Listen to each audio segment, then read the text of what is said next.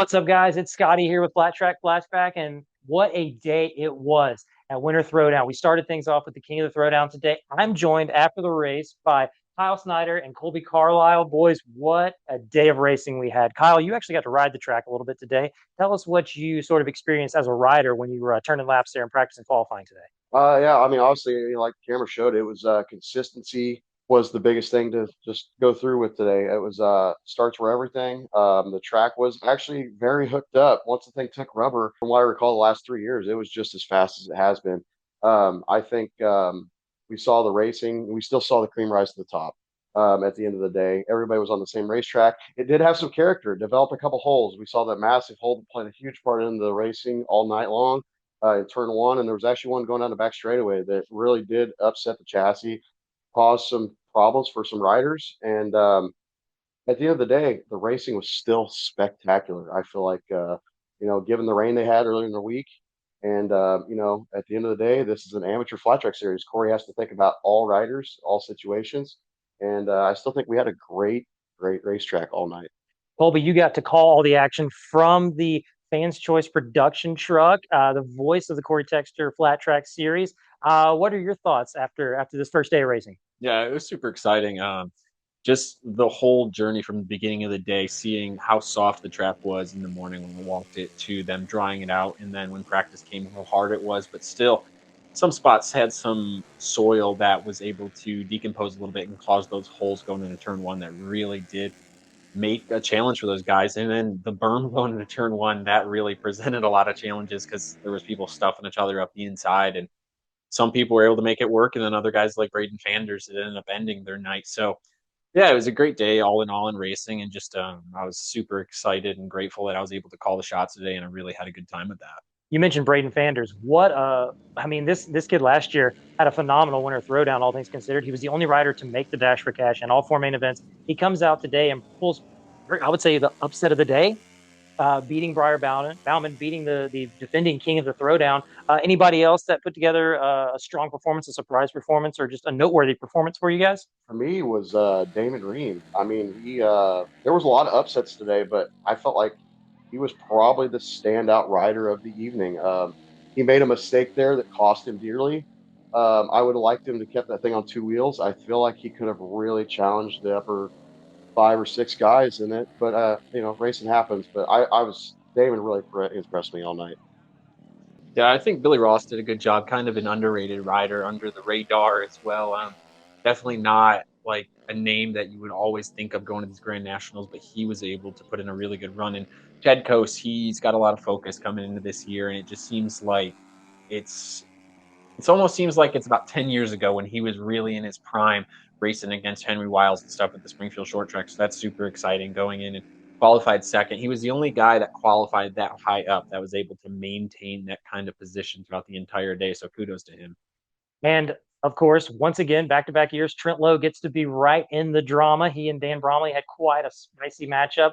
Uh, Kyle, you were standing there watching from turn one when things sort of got heated at first. Where was your sort of assessment of that from the jump? From standing there on the finish line, he actually got off balance. It started to fall towards Trent, and for whatever reason, he couldn't get his boot off the foot peg. And he, the first go around, it legitimately I think was an accident.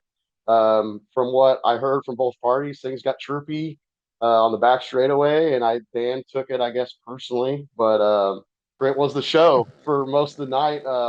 It was pretty wild. He almost parked him out on Highway One.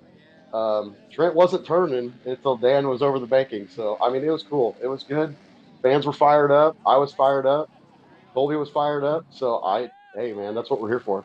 Colby, you had probably one of the quotes of the night saying that Corey needs to pay Trent show up money for all the excitement that he brings to this event. And Corey and Trent had a little matchup there, went face to face, and Corey's not going to be loving that Trent got the better of him there.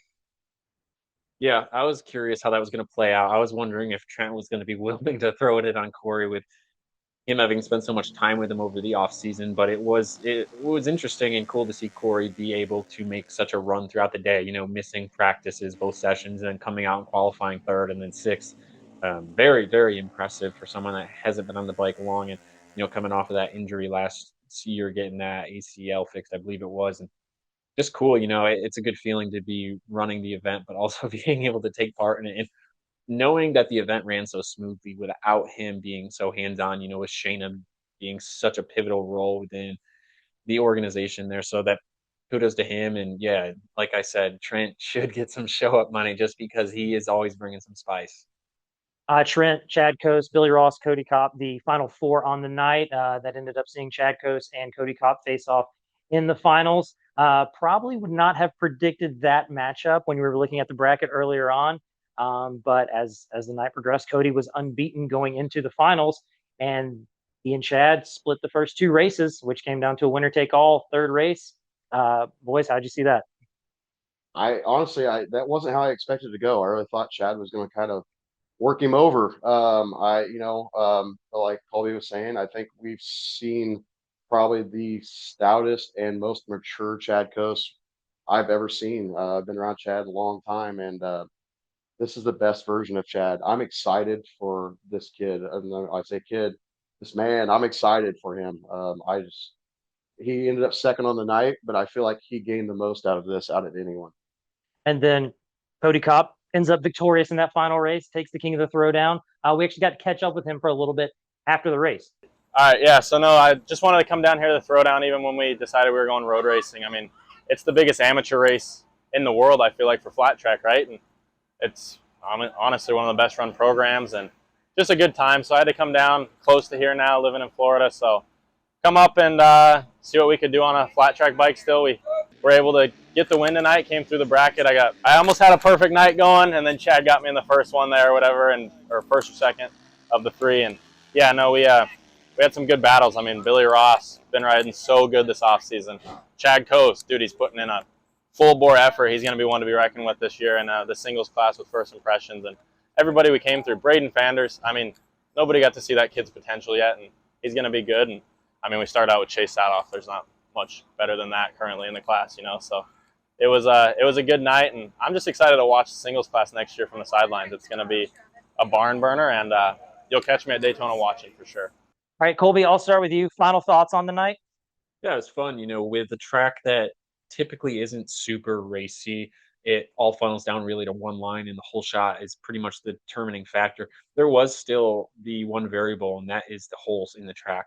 That did cause some mistakes, and it allowed for riders to be able to sneak up the inside. But there was, some rider errors. There was times where these guys were getting a little too loose, and just the spiciness between Dan and Trent really added to the night. That was always interesting when something like that happens. You have two big personalities there, and when they butt heads, it turns out pretty good, especially, you get a little ego involved, and it carried on all the way off the track, like Kyle said, to almost Highway 1. So I had a really good night, and I'm just super excited to be able to announce these and be able to watch it. I'm so invested into the race when I'm talking that I kind of don't remember else of it, but it was a great night. Kyle, you've got a busy day tomorrow. For those who maybe missed the announcement, I hope it was nobody, but for those who aren't aware, tomorrow will now be a doubleheader. We've got both Group 1 programs going, and then both Group 2 programs will follow that. So we have a long day of racing. Kolby, you've got to rest your voice. I know you've got a busy day tomorrow. Kyle, you're going to be busy working with riders and riding yourself. Are you ready for all this? I think I am. I think I've prepared the best I can. We got a few guys from the Dead Good Race team come over, and they're right. One of them's riding my bike and the Open Novice, and then I got a few Illinois boys that I'm helping look after this season. One being Audie Snelson, and I think I'm excited about tomorrow. It's gonna be a long day for everybody, but I feel like Corey made the best decision possible for everyone involved. At the end of the day, we're going to get two events in. At the end of the day, we're getting both these events in. And it's cool that Corey did this. It's cool that everyone stepped up. The Fans Choice crew, everyone came together and is going to make this possible for everyone tomorrow. So I'm excited. Yeah, it's going to be a great day of racing. I'm excited to take it all in. For those of you who aren't able to be in attendance tomorrow, the Fans Choice broadcast will go live around 11 a.m. They'll have all the action covered. You'll be able to listen to the angelic voice of Colby Carlile and even Ian Riley. You'll also be able to watch this beautiful hunk of man meat, Kyle Snyder, out on the racetrack. And you don't have to worry about seeing me at all. So that's probably the big golden nugget there. But everybody, thank you for tuning in. Thank you for watching this. Thank you for supporting Flat Trak Racing. Thank you, Mission Foods, Corey Texter Promotions, and everybody involved with this event. It is so cool to get to kick off our season down here in Callahan, Florida, with just a spectacular event. The Mission Foods, Corey Texter Promotions Winter Throwdown. So we will see you guys at the racetrack, or checking out a video. We're going to try to do one more of these tomorrow night. It's going to be late, so the boys might be passed out. We'll see what happens. But yeah, thanks for watching, and we will catch you tomorrow.